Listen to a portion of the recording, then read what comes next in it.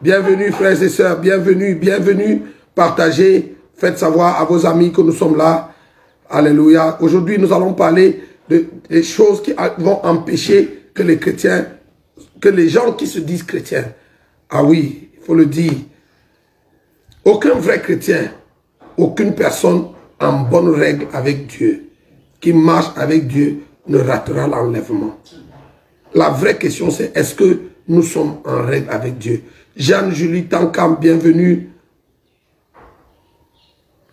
Alléluia. Il n'y a aucune personne, aucun chrétien normalement constitué, c'est-à-dire qui a reçu Jésus et qui marche dans la justice et dans la sainteté, qui ratera l'enlèvement. La Bible dit que recherchez la paix avec tous et la sanctification, sans laquelle personne ne verra le Seigneur. La sanctification, condition sine qua non. Si un jour, nous voulons voir le Seigneur, est-ce que c'est la justice par les œuvres ou bien le salut par les œuvres? Non. Cette sanctification, c'est l'émanation, c'est la conséquence, c'est le fruit d'une vie transformée par Jésus. Ce n'est pas un ensemble de règles et de lois qu'il faut observer. C'est en fait la sanctification, c'est le fruit d'une vie transformée, d'une vie régénérée.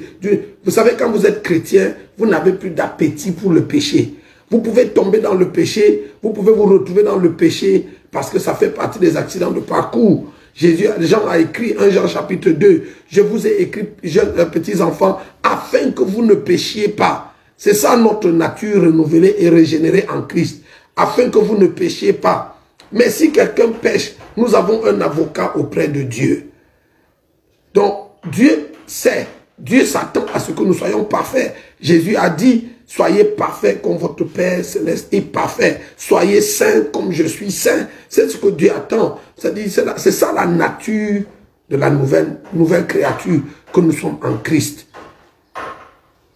Donc, s'il y a des gens qui vivent dans le péché et qui se plaisent à vivre dans le péché, qui excusent et qui expliquent et qui justifient pourquoi ils vivent dans le péché, je ne suis pas responsable du choix qu'ils ont opéré, mais la Bible dit, mettez en pratique la parole de Dieu et ne vous bornez pas à l'écouter seulement en vous trompant vous-même par de faux raisonnements. C'est quoi les faux raisonnements? Les faux raisonnements, c'est que vous vivez dans le péché, vous vivez allègrement dans le péché, mais vous êtes quand même convaincu que d'une certaine façon, vous irez au ciel si Jésus vient.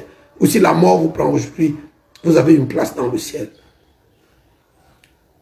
Je sais que la Bible dit que nous n'avons pas encore combattu jusqu'au sang. Mais vous savez, même quand vous êtes pris au piège du péché, votre détermination à vouloir sortir de là doit être tellement grande que Dieu, comme le chant ancien dit, s'il nous voit vrais et sincères, à chercher la sainteté, il écoute nos prières et nous met en liberté.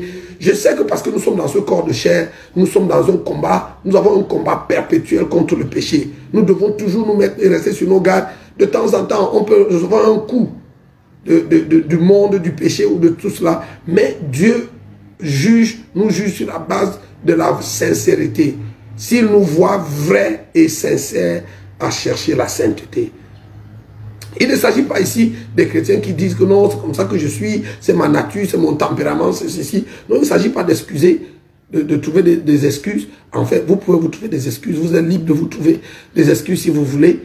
Mais est-ce que vous avez le témoignage de Dieu dans votre cœur? La Bible dit que si votre cœur vous accuse ou s'il vous condamne, Dieu est plus grand que votre cœur. Voilà, mesdames et messieurs, frères et sœurs, nous allons commencer. Et comme d'habitude, nous allons commencer par la prière. Notre bon Père Céleste, quelle joie d'être en communion avec les saints qui écoutent à travers le monde. Merci pour tous ces bien-aimés qui sont connectés, qui écoutent en direct. Et même merci pour ceux qui écouteront en différé parce qu'ils ont des contraintes de temps ou bien parce que nous avons des calendriers ou des fuseaux horaires différents. pendant qu'il est jour ici, il est nuit ailleurs, et des frères qui vont nous écouter après parce qu'ils seront réveillés ou bien parce qu'ils auront quitté le travail. Je prie, Seigneur, que tu bénisses tous ceux qui regardent, tous ceux qui écoutent. Je me recommande à toi. Je suis ton serviteur et je me soumets à toi, Saint-Esprit. Je me mets sous ta tutelle. Inspire mes paroles, motive, influence mes actions, mes choix, mes décisions. Mets ta parole dans ma bouche afin que je ne dise rien d'autre que ta parole, que tes oracles.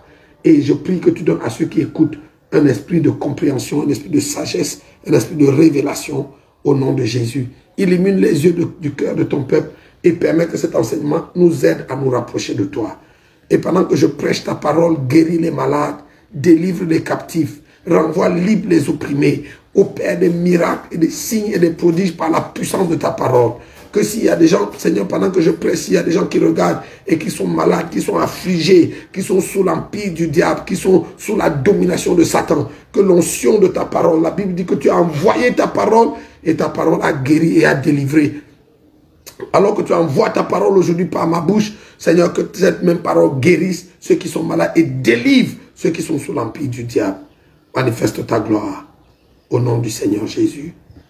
Amen, amen, amen. Je voudrais, avant de commencer, saluer comme ça le pasteur Donald Soro de Libreville, qui est un des cerveaux derrière ce programme que nous avons conçu.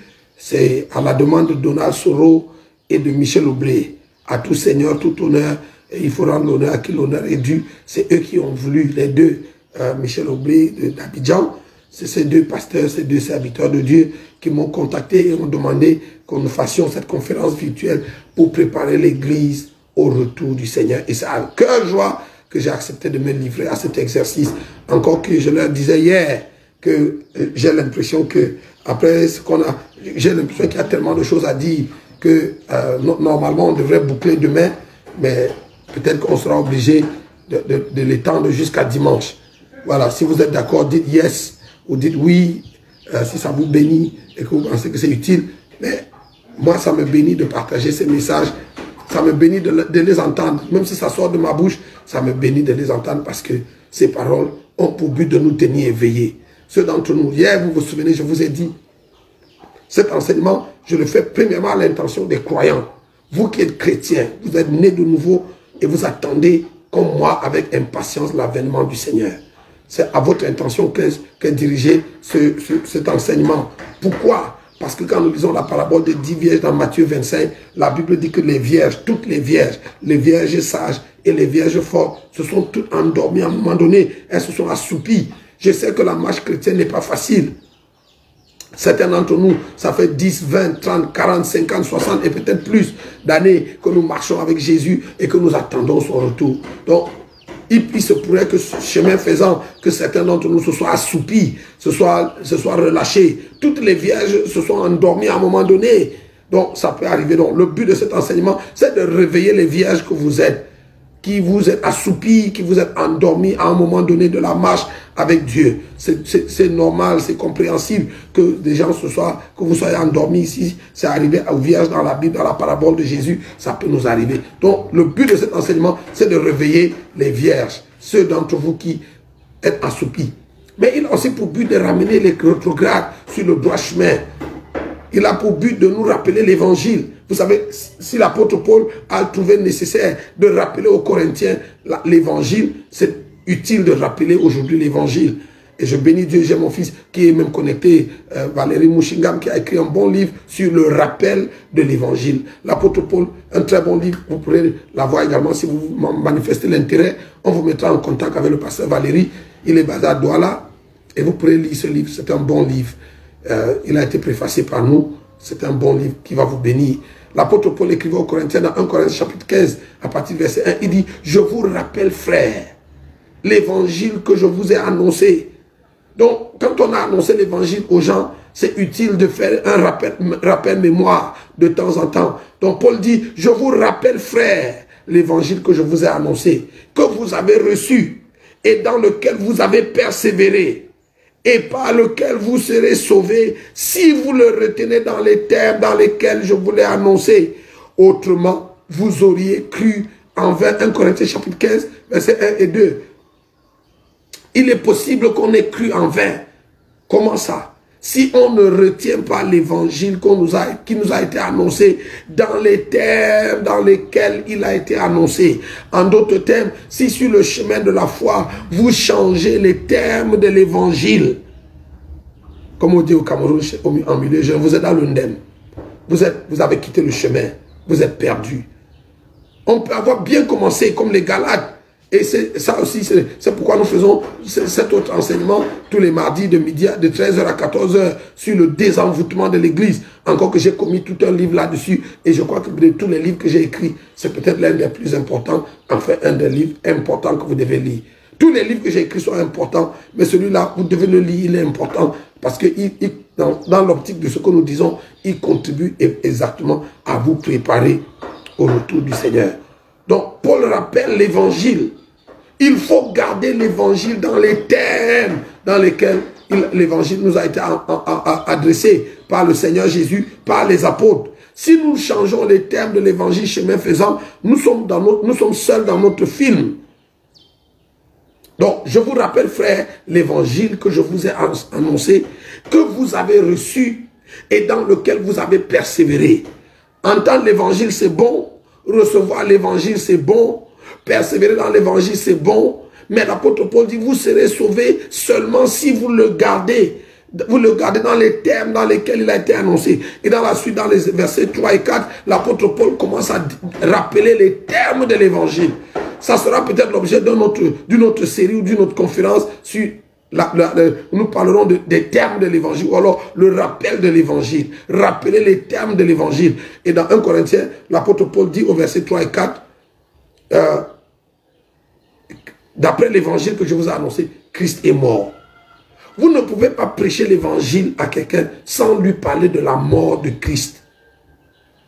Il faut que celui qui entende l'évangile sache pourquoi Jésus est venu, qui est Jésus, pourquoi Jésus est venu.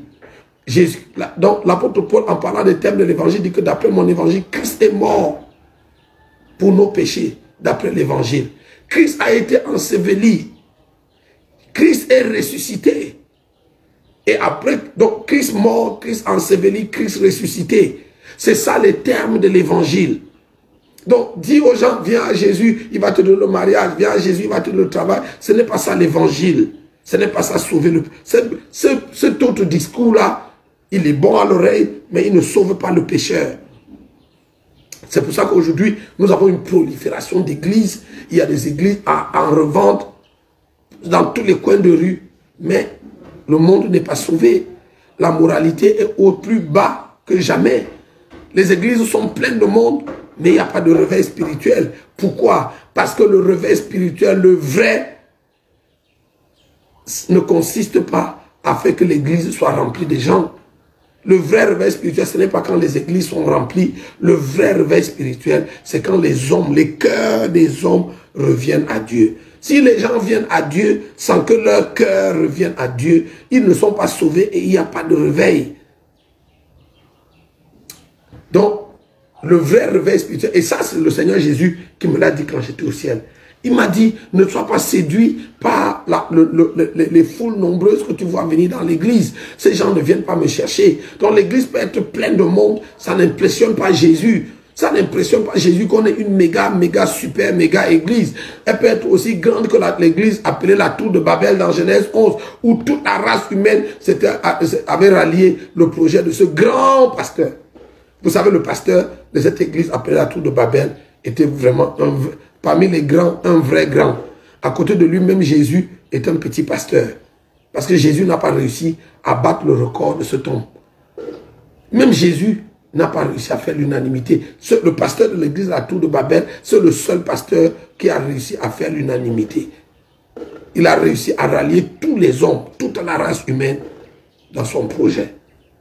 Donc, si on devait classer les hommes par leur aura et leur influence, Jésus dans l'église de ce pasteur ne serait même pas diacre. Et pourtant, aussi grand que cette église a été, aussi grand que ce ministère. Donc, il est important de rappeler l'évangile, les termes de l'évangile. Donc, je disais que ce direct, cette conférence virtuelle sur préparer l'église au retour du Seigneur, elle a premièrement l'intention de réveiller les vierges qui dorment. qui se sont assoupis parce que la marche était longue, l'attente est longue. Vous savez, Jésus a dit, c'est celui qui persévérera jusqu'à la fin qui sera sauvé. Il ne s'agit pas de commencer la course, il s'agit surtout de l'achever. Parce que la fin d'une chose vaut mieux que son commencement. Il vaut mieux finir une chose que de la commencer. Et nous avons l'expérience autour de nous, de nombreux frères et de nombreuses sœurs avec qui nous avons commencé cette marche chrétienne. Certains d'entre eux étaient même plus zélés, plus engagés, plus consacrés que nous. Aujourd'hui, ne marchent plus avec le Seigneur. Ils ont perdu leur zèle et leur engagement. Et c'est ce que la Bible dit, ce que Jésus reprochait aux églises d'Asie mineure dans le livre d'Apocalypse. Il dit, ce que j'ai contre toi, c'est que tu as perdu ton premier amour. Malheureusement, le constat que nous faisons dans l'église, dans le corps de Christ, c'est qu'il est très facile pour les chrétiens de perdre leur premier amour. Vous savez, normalement, l'amour est supposé grandir. L'amour est comme le vin, il se bonifie avec le temps. C'est-à-dire que plus il est vieux, plus il est bon, plus il est vieux, plus il a de la valeur. Notre relation avec Dieu devrait être la même chose. Malheureusement, ce qu'on constate dans l'église, c'est qu'il y a les chrétiens sont zélés au début. C'est pour ça qu'on a appelé le zèle des nouveaux convertis. Et puis avec le temps, ils sont désillusionnés, ils sont zombifiés et même blasés. Et puis ils viennent à l'église seulement pour répondre présent. Vraiment, cette affaire ne les emballe plus. Ils sont vraiment dans le strict minimum. Ils ne font que ce qu'ils doivent faire pour que leur conscience ne les accuse pas. Mais en réalité, l'enthousiasme, le zèle et la passion, ils l'ont perdu depuis longtemps. Et beaucoup d'hommes de Dieu, beaucoup d'enfants de Dieu sont dans ce registre où on a perdu notre engagement, notre enthousiasme et notre passion. Bien sûr, cette conférence virtuelle a également pour but de sauver les perdus, de donner l'occasion à ceux qui ne connaissent pas Jésus de le rencontrer et de faire la paix avec lui. C'est pour ça que je voudrais vous encourager à partager au maximum pour que tous ceux qui sont dans votre réseau, on ne sait jamais qui est dans votre réseau qui va écouter. S'ils écoutent et ils sont sauvés, Dieu soit loué. S'ils écoutent et ils ne sont pas sauvés, nous sommes au moins purs de leur sang. Ça nous dédouane de leur âme devant Dieu, parce que nous leur aurons donné l'occasion d'écouter et ils ont refusé, ils ont écouté et n'ont pas accepté, ou alors ils ont refusé carrément d'écouter, et à ce moment-là, la Bible dit selon Ézéchiel, nous sommes purs de leur sang, parce que Dieu ne nous demandera pas de compte à leur sujet s'ils vont à la perdition. Dieu n'a pas demandé de compte au pauvre Lazare au sujet du riche, parce que je suis sûr que Lazare avait essayé de lui prêcher l'évangile, mais le gars était imbu de lui-même et ivre de sa fortune. Il ne pouvait pas écouter un mendiant pauvre, couvert d'ulcères, qui se discutait les morceaux de viande ou les morceaux d'os qui tombaient de la table du riche avec les chiens. Donc, voilà, un peu planter le décor. Aujourd'hui, je voudrais m'attarder sur la question de l'idolâtrie. J'ai déjà fait cet enseignement sur beaucoup de plateformes, mais ça ne me fatigue pas de rappeler ces choses. Pour moi, elles sont salutaires, elles sont essentielles. Elles sont essentielles, excusez-moi, essentielles pour vous tenir en éveil et vous préparer au retour du Seigneur. Aujourd'hui, je voudrais donc faire un enseignement sur l'idolâtrie. C'est quoi l'idolâtrie? Je vous ai dit hier, le Seigneur Jésus m'a dit quand je suis allé au ciel pour la première fois, que la raison pour laquelle beaucoup de gens vont rater l'enlèvement, c'est à cause de l'idolâtrie. Je crois que les enfants de mon église, Alpha Naomi, sont fatigués de l'entendre. Ils l'ont déjà entendu sous toutes les coutures. Et chaque fois que l'occasion est donnée de le rappeler, on le rappellera toujours. Jusqu'à ce que la dernière personne rentre dans l'arche avant que la porte ne se ferme. Donc, quand j'ai demandé au Seigneur, c'est quoi l'idolâtrie? Il m'a dit l'idolâtrie qui est dans l'église aujourd'hui n'est pas seulement l'idolâtrie conventionnelle que vous connaissez, qui consiste à se prosterner devant une idole, une statuette ou un monument. Mais l'idolâtrie qui est dans l'église aujourd'hui, elle se trouve dans le cœur de mon peuple. Et Jésus m'a dit que cette idolâtrie est cultivée et entretenue par vous, les serviteurs de Dieu, par nous, les serviteurs de Dieu. Notre responsabilité est engagée, frère. quand nous nous tenons sur l'estrade pour prêcher, nous devons savoir que notre responsabilité est engagée devant Dieu. Quelqu'un m'a demandé un jour, mais apôtre Niango, pourquoi tu prêches comme tu prêches? Je lui dis parce que j'ai conscience que certaines personnes qui m'écoutent aujourd'hui, je n'aurai plus jamais l'occasion de les voir avant qu'ils ne quittent cette terre.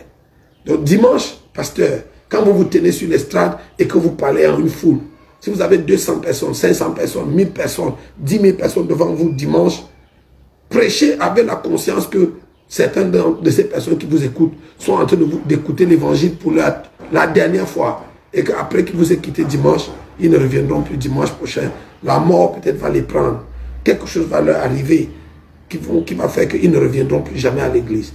Donc quand vous avez l'occasion de parler devant une foule, dites-vous bien que vous n'aurez plus jamais l'occasion sur la terre des vivants de revoir ces personnes.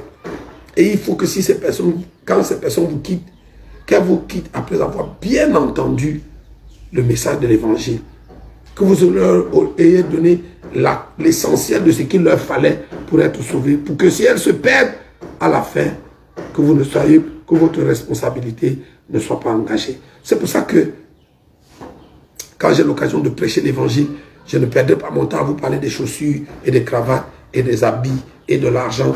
Oui, c'est essentiel, on a besoin de ça pour vivre. On a besoin d'argent pour acheter ces belles cravates, ces belles chemises. Oui, on a besoin d'argent pour acheter le téléphone par lequel je fais le direct, les caméras et tout ça. Oui, mais écoutez, mais ce n'est pas ça l'évangile. Donc, parler de ça, au lieu de parler de l'évangile, si on parle de ça, on est à côté de la plaque. Donc, le Seigneur m'a dit que l'évangile, l'idolâtrie, et je lui ai demandé, Seigneur, qu'est-ce que tu appelles l'idolâtrie? Le Seigneur m'a dit, l'idolâtrie, c'est toute chose, quelle qu'elle soit, écoutez bien, toute chose, quelle qu'elle soit, qui discute avec Dieu la place et l'attention dans votre cœur. Un chocolat, sneaker. Excusez-moi.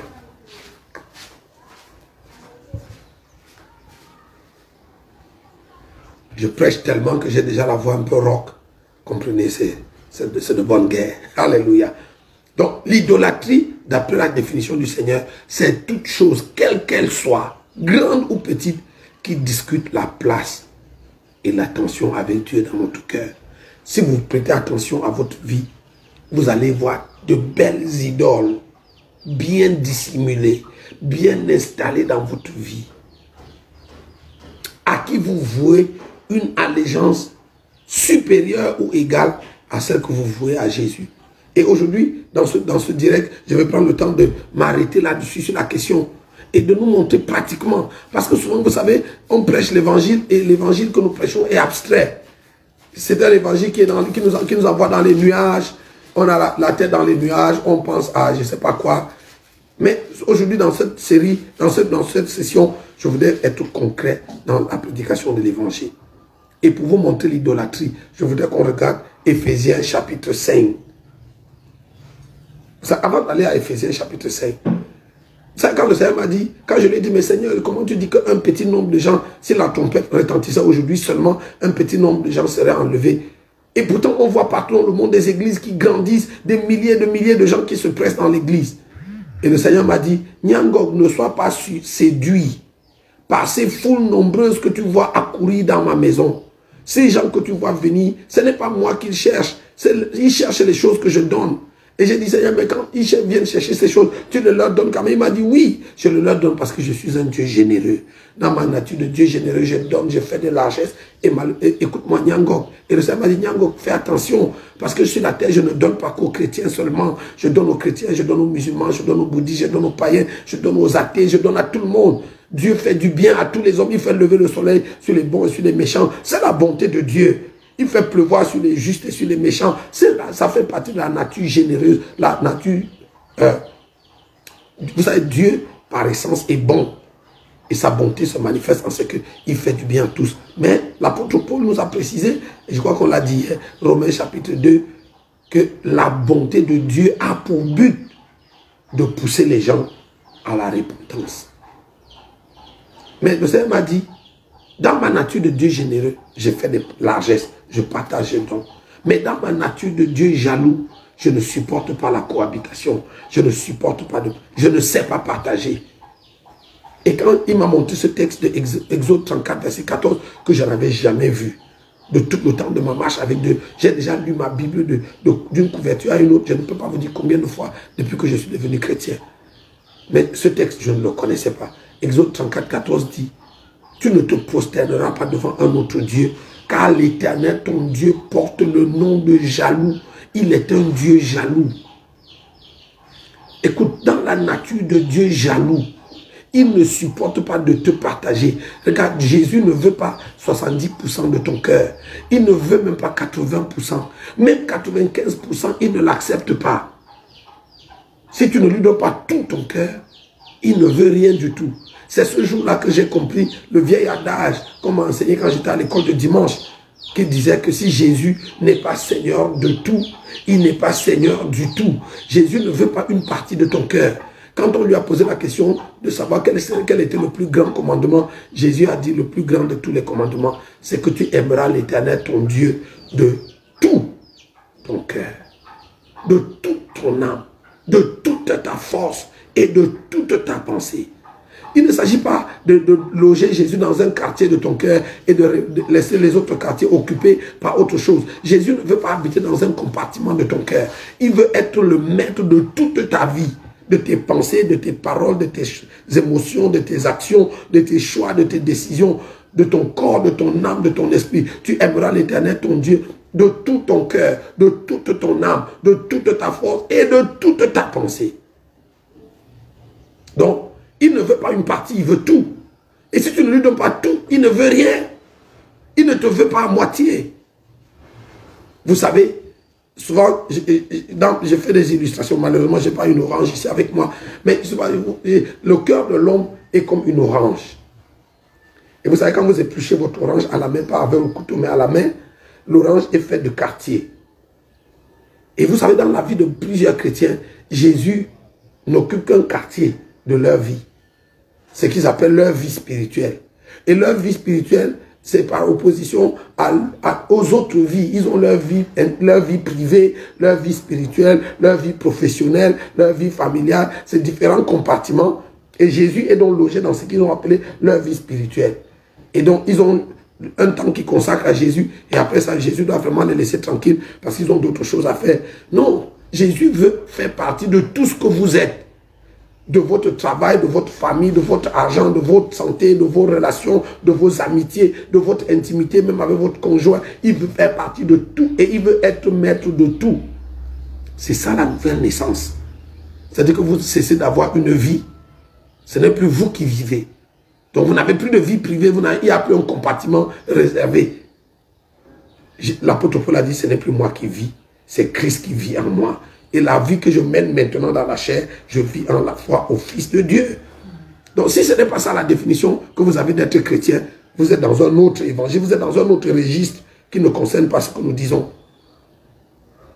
Donc le Seigneur m'a dit que quand dans le cœur d'un enfant de Dieu, il y a une situation de partage entre Dieu et quelque autre chose, ce que Jésus fait, c'est qu'il se retire tout doucement sur la pointe des pieds.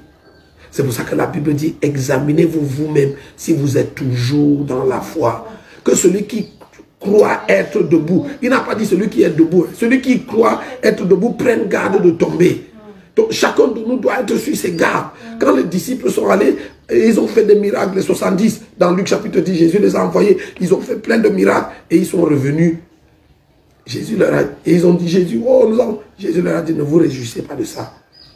Assurez-vous plutôt que vos noms soient inscrits dans le livre de vie. Cet exercice-là, chacun de nous doit le faire au quotidien. Chacun de nous doit s'assurer au quotidien que son nom est toujours inscrit dans le livre de vie. Certaines personnes, il y a un nouvel évangile aujourd'hui qui dit que on ne peut pas perdre le salut et Dieu ne peut pas ôter le nom de quelqu'un dans le livre de vie. Ce n'est pas vrai. Apocalypse chapitre 2, je crois. Attendez, donne-moi le temps de trouver le texte Apocalypse. Je crois Apocalypse 2. Oui.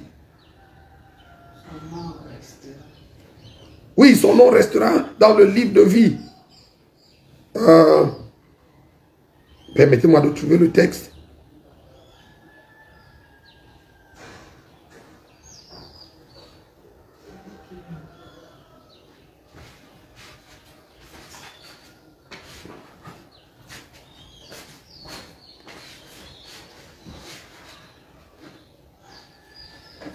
Il dit,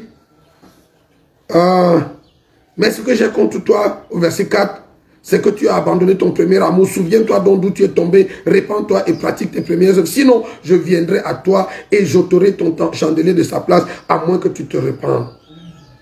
Je viendrai et j'ôterai ton chandelier de sa place.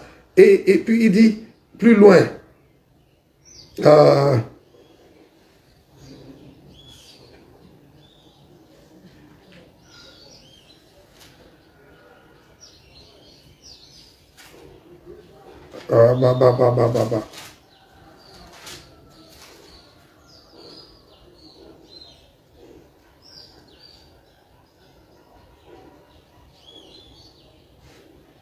celui qui vaincra, je donnerai de la manne cachée, je lui donnerai un caillou blanc sur le caillou, créé un nom nouveau que personne ne connaît, c'est celui qui le reçoit.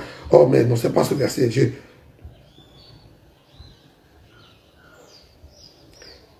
Permettez-moi de trouver le texte. Il est important, je crois qu'il va peut-être aider à trancher ce débat une bonne fois pour toutes.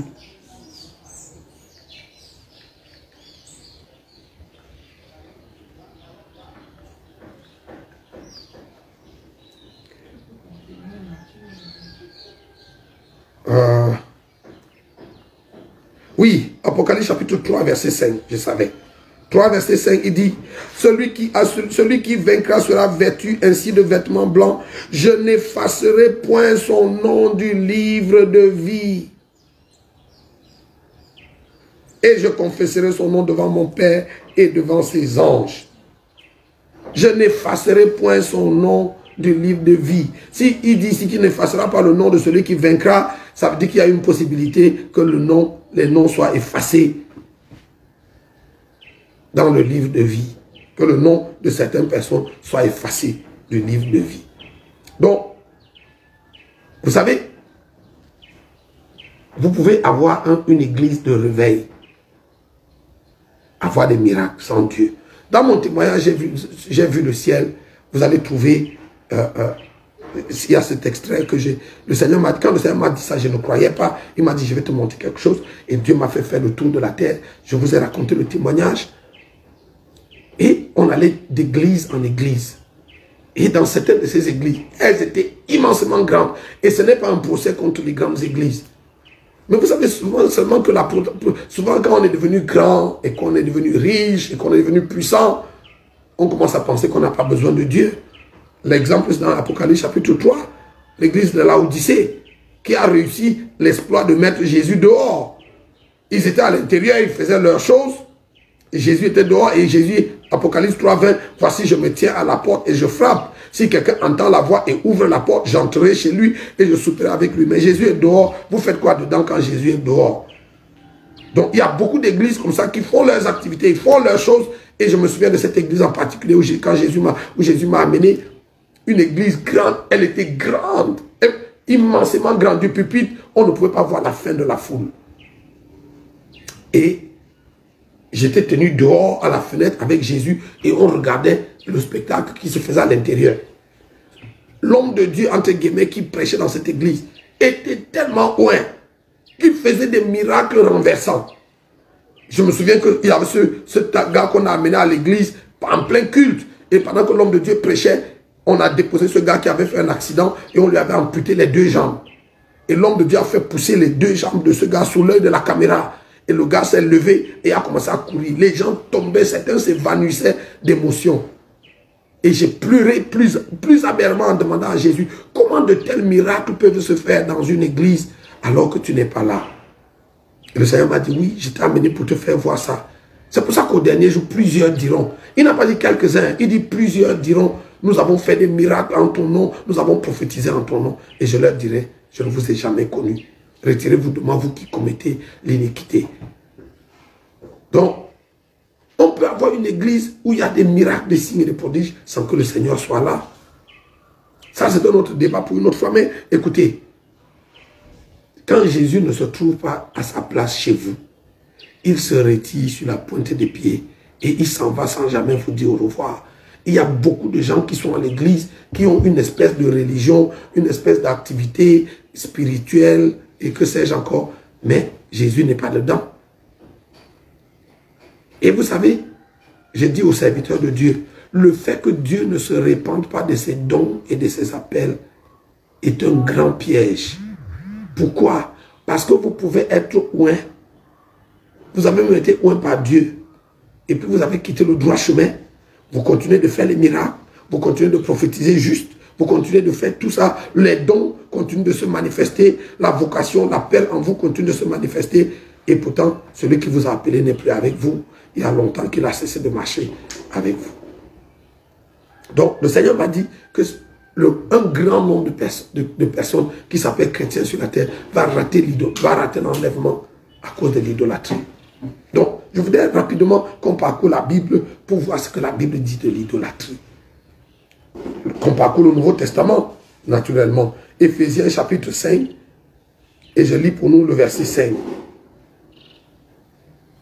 Au verset 5, la Bible dit, je peux commencer à partir du verset 1, devenez donc les imitateurs de Dieu comme des enfants bien-aimés et marchez dans la charité à l'exemple de Christ qui nous a aimés et qui s'est livré lui-même à Dieu pour nous comme une offrande et un sacrifice de bonne odeur. Verset 3, que l'impudicité, qu'aucune espèce d'impureté et que la cupidité ne soit pas même nommée parmi vous, ainsi qu'il convient à des saints. Qu'on n'entende ni paroles déshonnêtes, ni propos insensés, ni plaisanteries, choses qui sont contraires à la bienséance, qu'on entende plutôt des actions de grâce. Verset 5, la conclusion de ce discours, verset 5. Car sachez-le bien, aucun impudique ou impur ou cupide, c'est-à-dire idolâtre, n'a d'héritage dans le royaume de Christ et de Dieu. Donc, aucun impudique ou impur ou cupide. Quand l'apôtre Paul arrive au niveau du cupide ou de la cupidité, il prend bien le soin de préciser que la cupidité est une idolâtrie. Donc, vous n'allez pas au village pour verser l'huile sur la tête des crânes, ou vous ne vous prosternez pas devant les crânes, vous n'allez pas adorer des dieux sur les montagnes ou dans les fleuves, ou je ne sais pas, les saints qui sont morts, vous n'avouez pas un culte aux morts, mais vous pouvez tout autant être idolâtre du fait de la cupidité. Car, sachez-le bien, aucun impudique ou impur ou cupide, c'est-à-dire idolâtre, n'a d'héritage dans le royaume de Christ et de Dieu. Colossiens chapitre 3, la Bible dit que sur la déposition de trois témoins, une affaire est établie. Colossiens chapitre 3, laissons la Bible interpréter la Bible à partir du verset 1, mais notre verset c'est Colossiens 3, verset 5. Mais lisons à partir du verset 1 comme on l'a fait tout à l'heure pour Éphésiens. Si donc vous êtes ressuscité avec Christ, cherchez les choses d'en haut, où Christ est assis à la droite de Dieu. Vous savez pourquoi l'église aujourd'hui ne cherche pas les choses d'en haut? Ça, c'est de maman Béatrice, mon épouse que je tisse. Ça, c'est un des messages qu'elle a prêché qui m'avait beaucoup béni. Elle a dit, elle me disait, avant de le prêcher à l'église, elle me disait, papa, mais tu sais pourquoi les chrétiens ne cherchent pas les choses d'en haut? Pourquoi ils aiment le message qui leur parle de tu vas voyager, tu vas prospérer, tu vas te marier, tu vas, c'est-à-dire posséder la terre. Pourquoi les chrétiens aiment ça? Ceux qui aiment ça, c'est parce qu'ils ne sont pas ressuscités avec le Christ. Vous pouvez être à l'église, vous pouvez être apôtre, grand pasteur, super apôtre, surintendant général Vassia, je ne sais pas, bishop, quel que soit ce que vous êtes, mais ne pas être ressuscité avec le Christ. Et comment on sait que vous n'êtes pas ressuscité avec le Christ? Parce que tout votre attachement est terrestre. Votre vie ne tourne qu'autour de la terre, des choses de la terre. Vous n'êtes pas mort. Et pour ressusciter, et elle m'a dit, maman Béatrice m'a dit, que pour ressusciter, il faut mourir. Frère, c'est ça là. Vous savez, hein, la chose qui est difficile dans la vie chrétienne, c'est cette chose-là, cette affaire de mourir. Il faut mourir. Il faut quitter ce qu'on aime, savoir être mal jugé, endurer l'injure même du monde être méprisé. Aujourd'hui, beaucoup de pasteurs veulent être des stars. Ils veulent être applaudis, être adulés, être aimés. Ils veulent se faire accepter par le monde. Vous savez, il y a un homme de Dieu qui a dit une parole que j'ai lue et j'ai tellement aimé. A.W. Tozer, c'est son nom. Il a dit, je m'étonne que le monde veut être adulé, veut être aimé, veut être applaudi par l'église, pardon, veut être adulé, aimé et applaudi par un monde qui a tué leur maître. La Bible dit que si on a traité ainsi le bois vert, qu'arrivera-t-il au bois sec? Le disciple n'est pas plus grand que son maître. Cet évangile qui fait que vous voulez à tout prix être accepté, qu'on vous accepte dans les milieux, que les gens du monde vous acceptent, qu'ils vous comprennent. C'est incompatible à la nature de Dieu. C'est comme si vous voulez souder l'argile au fer. Les deux là ne se mettent pas ensemble. L'argile et le fer, on ne peut pas les souder, ça ne prend pas. Ça ne prendra pas. Le monde ne peut pas vous aimer. Si vous marchez vraiment avec Dieu, le monde dans son essence, dans sa nature, ne peut pas vous aimer. Donc il faut quitter ce qu'on aime, savoir être mal jugé, endurer l'injure même du monde, être méprisé. Oui, perdre sa propre vie, consentir à n'être rien. Donc cette affaire-ci que nous voulons gagner le monde, on veut aller, il faut laisser ça haut. On veut gagner les perdus et les amener à Christ. Cette affaire où tu cherches le monde, les chrétiens ont aujourd'hui plus soif du monde que le monde lui-même. Oui, perdre sa propre vie, consentir à n'être rien, n'avoir qu'une seule envie. Une seule, pas deux, pas 14. N'avoir qu'une seule envie, aimer Jésus, le seul bien. Jusqu'au bout, je vais te suivre dans les bons et les mauvais jours. Cet autre évangile qui vous a dit que non, tous les jours vont être dimanche. Ça aussi, c'est pas l'évangile. Et l'apôtre Paul a dit, hein, tous ceux qui veulent vivre pieusement en Jésus-Christ seront persécutés. Comment? Donc, pour revenir, si donc vous êtes ressuscité avec Christ, cherchez les choses d'en haut où Christ est assis à la droite de Dieu. Affectionnez-vous aux choses d'en haut et non à celles qui sont sur la terre. Si vous avez une passion, si vous devez avoir une passion, c'est d'être passionné des choses qui sont en haut. Cherchez à connaître Dieu, à aimer Dieu, à s'attacher à Dieu, à plaire à Dieu. C'est pas chercher à avoir la voiture là. Avoir la voiture, écoutez-moi, vous n'avez pas besoin d'un prophète pour avoir la voiture, bon sang. Vous n'avez pas besoin d'avoir un homme de Dieu qui jeûne 40 jours, 40 nuits pour vous marier, bon sang. Vous n'en avez pas besoin. Pourquoi? Parce que tous les samedis, dans les rues de Yaoundé où je vis et partout dans le monde, les mairies sont pleines, les églises sont pleines des païens, des gens qui ne connaissent pas Dieu, qui se marient et pourtant, ils n'ont pas eu besoin d'un prophète. Ils n'ont pas eu besoin d'un apôtre. Ils n'ont pas eu besoin que l'apôtre Nyangok aille au 3e ciel pour venir leur donner l'onction du mariage. L'onction du mariage est descendue. Oh, tout le monde est recevé. Arrêtez ça. Ce n'est pas ça l'évangile. Maintenant, aux heures perdues, on peut faire ça. Mais si c'est ça le menu principal que vous servez à l'église, vous êtes dans le ndem. Vous êtes hors jeu. Vous êtes hors sujet, frères et sœurs. Affectionnez vos choses en haut et non à celles qui sont sur la terre. Car vous êtes morts. Vous êtes en Christ, vous êtes mort au monde. Vous êtes mort. Et votre vie est cachée avec Christ en Dieu. Quand Christ, votre vie paraîtra. Quand Christ, votre vie paraîtra, alors vous paraîtrez aussi avec lui dans la gloire. Faites donc mourir. Aïe, aïe, aïe, aïe, aïe, aïe. La mort revient encore. Il faut mourir, frère. Pour avoir la vie éternelle, il faut mourir. Mais comme les chrétiens ne veulent pas la mort, vous savez pourquoi nos églises sont devenues bruyantes? On crie alléluia, on dérange les voisins, ils ne dorment pas bien. Parce que les gens veulent vivre. Ils veulent vivre, pas la vie de Dieu, ils veulent vivre. Ils viennent à l'église pour chercher le visa mariage, comme ça le culte était bon. Mais vous savez quand on prêche la mort, mourir au péché, mourir au monde, mourir en soi, avale ton orgueil, meurs pour Christ. L'église est silencieuse. Il n'y a pas les amens, il n'y a pas les lambanos, il n'y a pas la connexion.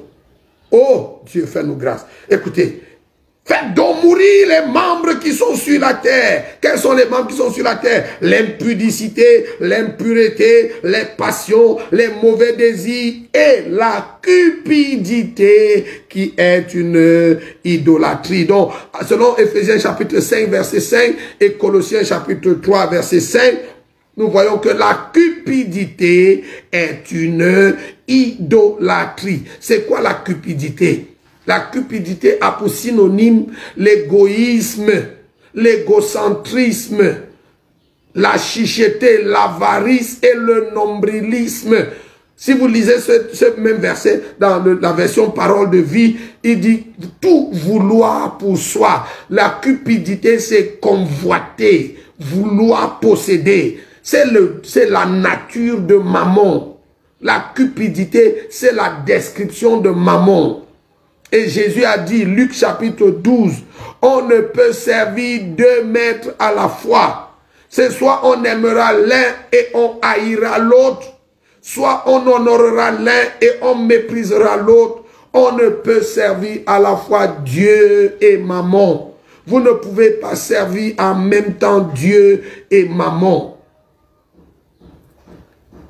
Et Mammon, ce n'est pas le Dieu de l'argent. Je l'ai déjà dit plusieurs fois. Mammon, l'argent c'est l'emblème, c'est le drapeau du pays de Mammon. Mais Mammon lui-même, c'est la soif de posséder.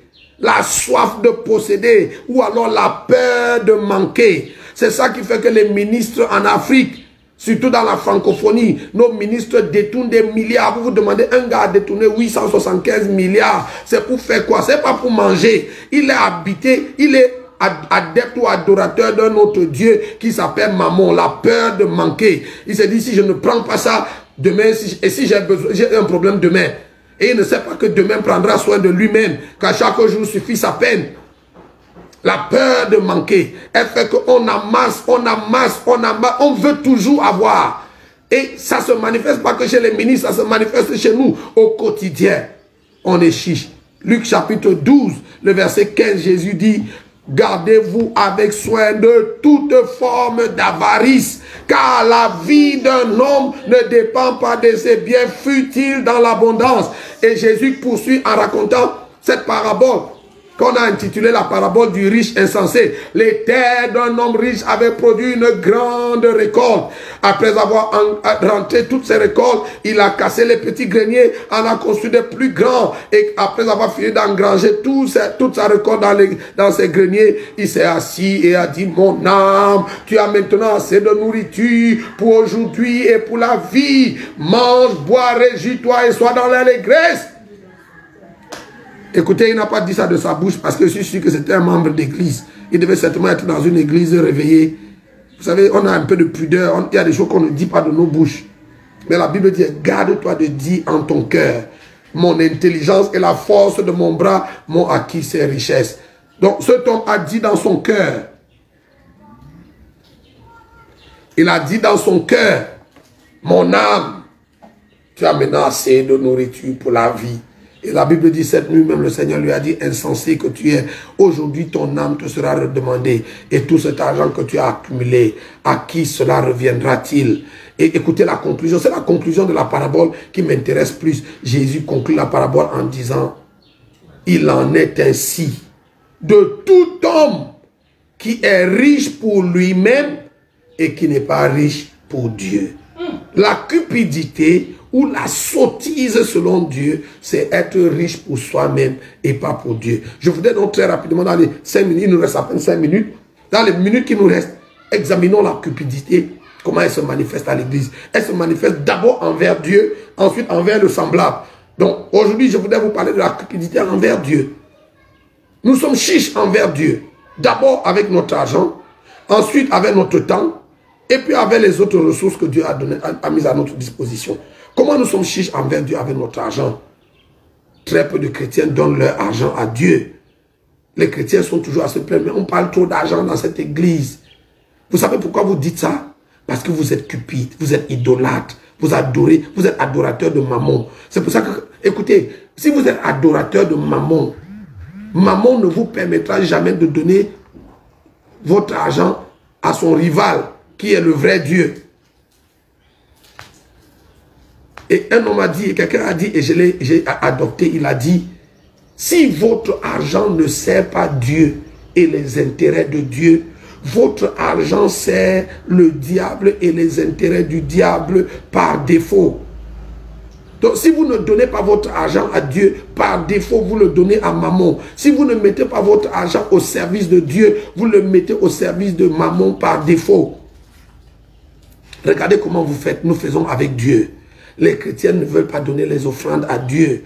Quand c'est le temps de donner à Dieu, ils boudent. Il faut que le pasteur trouve des mots magiques pour les inciter à donner. Dans la plupart des églises, il y a toujours une exhortation à l'offrande. Pourquoi on devrait vous exhorter à donner à Dieu si votre vie appartient à Dieu? Un jour, j'étais à l'église pendant que je priais. Le Seigneur m'a dit, j'étais en train de prier, j'étais tout seul dans le temple. Et il m'arrive souvent d'aller à l'église, de m'enfermer dedans, de me coucher sur l'estrade et de prier à longueur de journée. Et ce jour-là, j'étais en train de prier et puis le Seigneur est venu. Quand je me suis retourné, sa présence était là. Et il m'a dit, Nyangok, si tu vois un chrétien qui lutte pour donner à Dieu son argent, son temps et ses ressources, c'est qu'il ne lui a même pas donné sa vie.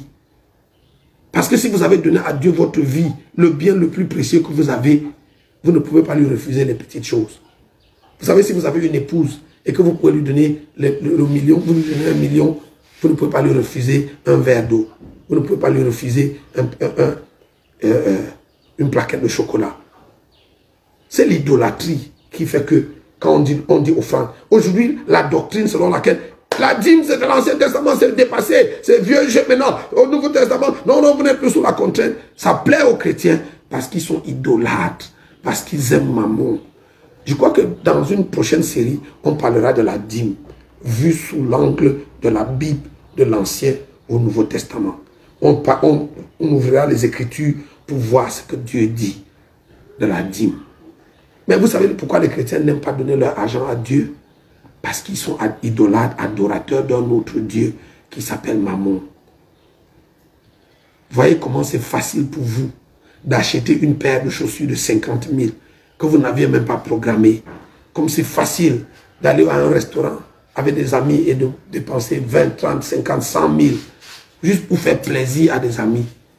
Mais quand vous arrivez à l'église et que c'est le temps de donner l'offrande, par réflexe, vous allez prendre le plus petit billet dans votre portefeuille. C'est toujours la plus petite note que vous déposez à l'offrande. Parce que dans votre tête, quelques-uns d'entre vous, vous pensez que quand vous déposez dans le panier des offrandes, c'est au pasteur que vous donnez, vous dépannez le pasteur. Non. C'est à Dieu que vous donnez. Quand il faut donner l'offrande, non. Mais quand vous quittez l'église, vous voyez comment facilement vous pouvez vous arrêter là et acheter à manger, à boire. C'est facile d'aller à la station-service et de demander qu'on vous mette le carburant pour 10, 20, 30, 40 000. Mais je pose souvent la question aux chrétiens. La dernière fois où vous avez donné 50 000 à Dieu, à l'offrande, seulement parce que vous étiez content, vous aimez le Seigneur et vous voulez le lui faire savoir et vous avez donné 50 000 à l'offrande. La dernière fois, c'était quand? Pourtant, chaque jour, vous achetez des choses. Vous avez quelqu'un a dit, nous achetons les choses dont nous n'avons pas besoin avec un argent que nous n'avons pas pour impressionner les gens qui ne nous aiment pas. Tous les jours, vous achetez même des choses dont vous n'avez pas besoin. Certains d'entre vous, votre garde-robe est pleine de choses, d'habits, de cravates, de costumes, de tailleurs, de robes que vous n'utilisez pas et vous n'avez pas cessé d'acheter. Demain, quand vous allez apprendre qu'il y a solde à tel magasin, vous serez les premiers. Allez acheter. Nous achetons sans arrêt. Pourquoi? Cette nature dépensière, cette propension à toujours à vouloir posséder, c'est l'adoration de Mammon. Ce soir, vous aimerez l'un et vous haïrez l'autre. Il y a plein de gens dans nos églises qui aiment Dieu. Sous le regard de ce verset de la Bible, vous haïssez Dieu. Si vous donnez plus de votre argent à Mammon que vous ne le donnez à Dieu, si vous le donnez aux futilités plus que vous ne le donnez à Dieu, vous honorez vos désirs charnels et vous haïssez Dieu. Donc, ça c'est sur le plan de l'argent. Et on peut dire encore plus là-dessus. Vous voyez, des gens viennent à l'église et pendant l'offrande, on dit que c'est maintenant le moment d'adorer Dieu avec nos offrandes. Et ils prennent 5 000, non, 500 ou 1000 francs, ou même 5 000, disons-le. Certains donnent 5 000 ou 10 000 et ils jettent dans le panier des offrandes. Même comme les billets de 5 000 et de 10 000 sont les plus rares dans les paniers d'offrandes. Ils vont mettre 5 000, 1000 francs, 2 000, ainsi de suite. Mais si pendant le même culte, l'homme de Dieu commence à prophétiser les mariages, les visas, les promotions, les percées, ah, c'est là où le vrai argent va sortir. Ils vont sortir les 100 000, les 200 000 pour venir se connecter à la prophétie. Les 200 000, les 5 000 que vous avez donnés, c'était à Dieu pendant l'offrande. Les 200 000 que vous donnez après, parce que vous voulez acheter chez Dieu, soit le mariage, la prophétie, c'est de l'idolâtrie. Vous savez, si l'offrande, l'argent que vous donnez à Dieu, vous ne le donnez pas d'un cœur d'amour. Si votre argent ne vient pas à Dieu parce que vous aimez Dieu et vous voulez lui témoigner votre amour. Si vous attachez un autre mobile à votre offrande, vous êtes dans l'idolâtrie. Vous avez quitté le droit chemin. Voilà, notre temps est parti pour aujourd'hui. Demain, nous parlerons de l'idolâtrie. Demain, nous parlerons de la gestion de votre temps et de vos ressources. Je voudrais, avant de partir aujourd'hui, vous donner une belle illustration de l'idolâtrie que j'ai vécue. C'était dans un pays que je ne vais pas citer ici. Je suis allé là-bas, j'étais orateur à une conférence. Et ce jour-là, après avoir prêché, il était question que je reçoive une offrande du peuple de Dieu. Et l'offrande avait pour but d'aider le pasteur parce que nous étions presque à la fin de la conférence. Et l'organisateur de la conférence était encore très loin de payer ses factures. Et donc, j'ai eu à cœur ce jour-là, avec l'autre, de prendre une offrande pour aider à éponger les dettes, les factures, pour qu'on ne laisse pas l'autre de la conférence dans des dettes. Et le peuple de Dieu, joyeusement, est venu et il mettait l'argent dans mes mains et je le déposais dans le panier des offrandes. Tout le monde. Il y avait dans cette salle un frère américain blanc qui était venu des États-Unis, qui était également un participant à la conférence. Il était venu en Afrique parce qu'il avait des problèmes spirituels, il avait besoin de délivrance et tout. Donc, il avait été invité en disant que les hommes de Dieu là-bas allaient prier pour lui. Il s'est levé de sa chaise, avait un billet de $100 qu'il est venu me donner, tout joyeusement. Il m'a donné son billet de $100. Je l'ai déposé dans le panier. $100, ça fait à peu près 60 000 francs CFA. Je l'ai déposé dans le panier des offrandes. Et à la fin des offrandes, j'ai pris le panier et je voulais prier quand ce frère-là s'est levé de sa place et il a traversé toute la salle en revenant vers moi, en pleurant, cette fois-là, en pleurant amèrement. Et je me demandais qu'est-ce qui lui arrive, qu'est-ce qu'il a. Il était rouge. Et il est venu devant l'hôtel et il a demandé à dire quelque chose. Et je lui ai tendu le micro. Et en pleurant, ça coulait du nez, des yeux et de partout. Il m'a dit, aujourd'hui, je veux partager avec Jésus ce que je n'ai jamais donné à personne de toute ma vie. C'était un homme de la cinquantaine passée. Je veux donner à Jésus ce que je n'ai jamais donné à personne de toute ma vie. Ce monsieur devait être soit entre la quarantaine et la cinquantaine. Il m'a dit, et il a sorti de sa poche une plaquette de chocolat. Celui-ci, c'est Mars. Mais celui que ce gars a sorti de sa poche, c'était un sneaker. C'est la même nature. Ce chocolat coûte chez nous ici à peu près 500 francs ou 600 francs. C'est-à-dire $1 à peu près. Ou 1 euro. Pour ceux qui sont en Europe, 1 euro ou $1. Peut-être même moins. Il a sorti ce chocolat de sa poche. Et il m'a dit, de toute ma vie, je n'ai jamais partagé mon chocolat avec personne. C'était devant toute une grande salle, une grande conférence. Il dit, aujourd'hui, je veux partager avec Jésus mon chocolat. Et il m'a donné son chocolat. Quand j'ai pris son chocolat, dès que j'ai lancé son chocolat dans le panier des offrandes, ce gars est tombé comme un sac. Boum! Et puis il a commencé à manifester. Les démons ont commencé à se manifester. Et on a commencé à prier pour lui. Et ce jour-là, ce frère a été délivré. C'était une grosse idole installée dans la vie de ce garçon, le chocolat. Ce garçon m'a donné $100 en souriant, mais un chocolat en pleurant. Avec $100, on peut s'acheter au moins 100 morceaux de chocolat comme ça. Il m'a donné équivalent de 100 chocolats en riant, mais un chocolat avec des larmes amères. Et ce jour-là, il a été délivré. C'est ça l'idolâtrie. Des choses auxquelles on est attaché. Quand moi j'ai demandé au Seigneur, demain je vous raconterai la suite de l'histoire. J'ai demandé au Seigneur, c'est quoi? Seigneur, montre-moi les idoles qui sont dans mon cœur pour que je les enlève ici avant de retourner sur la terre. Le Seigneur m'a dit, s'il y a une chose sur la terre que tu dois faire à tout prix ou que tu dois avoir à tout prix, cette chose est une idole. S'il y a une chose sur la terre qui t'impressionne, cette chose est une idole. Frère, ce jour-là, notre ami a été délivré. Et après le culte, je devais retourner. Je ne savais même pas qu'il était logé dans le même hôtel que moi. Pendant qu'on nous amenait, le protocole nous ramenait, il m'a demandé s'il pouvait venir dans ma voiture. Je lui ai dit pour venir à l'hôtel. Je croyais qu'il venait à l'hôtel pour me voir. Quand il est rentré dans la voiture, c'est là qu'il m'a dit qu'il est logé dans le même hôtel que nous. Et il voulait me voir. Et quand nous sommes arrivés à l'hôtel, il m'a amené dans sa chambre. Il avait amené des États-Unis 2 valises pleines de chocolat. Parce qu'on lui avait dit que le pays où il allait, il n'était pas sûr d'avoir des chocolats.